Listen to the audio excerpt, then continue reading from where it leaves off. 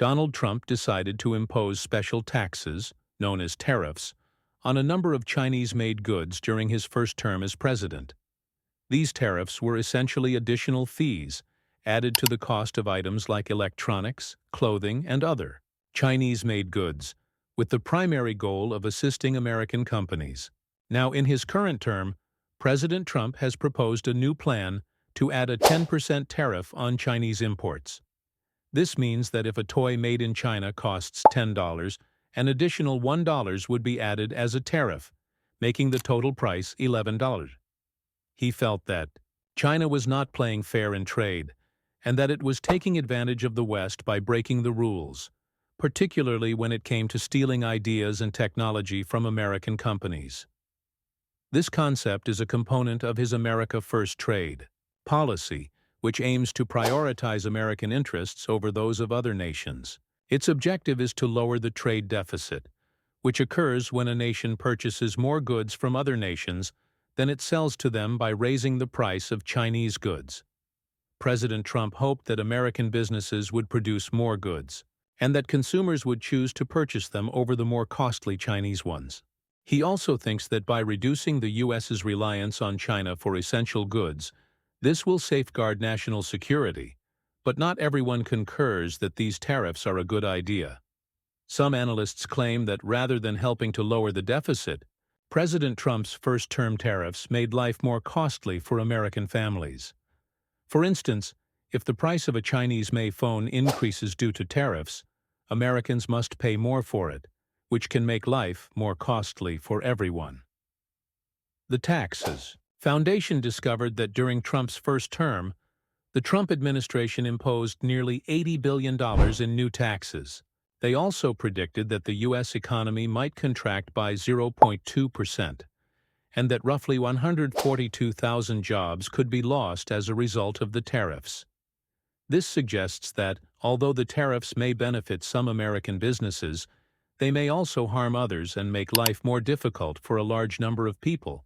China was working on a completely new technology, while the U.S. was focused on tariffs. Most recently, China shocked the world by launching DeepSeek, a new type of artificial intelligence developed by a Chinese company that began operations in 2023. The AI, called R1, is unique because it can perform many of the same tasks as the AI produced by large American companies like OpenAI and Nvidia, but it costs significantly less to produce. DeepSeek discovered a way to make their AI function just as well with simpler and less expensive parts made in China. This is significant because it demonstrates that you don't always need the most expensive tools to create something amazing.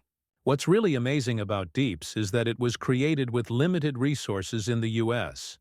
Companies like Nvidia use very expensive and advanced computer parts called GPUs to build their AI. It's similar to building a really cool toy out of a few basic blocks rather than a large, pricey kit. When DeepSeek was announced on January 27, 2025, its new AI generated a lot of excitement as well as some concern. Something significant occurred in the stock market, and then the Nasdaq, a platform for buying and selling shares of technology companies, fell 3.1% in a single day. This was the largest decline the market had witnessed in more than a month. Nvidia was one of the companies most severely impacted. Its stock price fell 177%, meaning that many people lost a significant amount of money. In fact, the total amount lost was only $465 billion, the most money ever lost in a single day in the U.S. stock market. This occurred as a result of concerns that deep search for new AI might diminish the significance of Nvidia's products. The emergence of DeepSeek has demonstrated that the U.S. may not have the best strategy to prevent China from overtaking it in technology. The U.S. attempted to slow China's advancement by enacting export controls, which prohibited U.S. businesses from selling China certain advanced tools and software, particularly items like sophisticated computer chips and machinery that we use to produce them. In response to these developments, U.S. policymakers and industry leaders are considering measures to enhance the competitiveness of the domestic AI sector.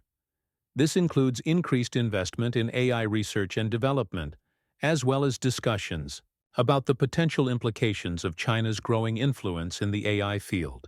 Overall, the rise of DeepSeek and its R1 model has underscored the rapidly evolving nature of the global AI industry and the need for strategic responses to maintain technological leadership.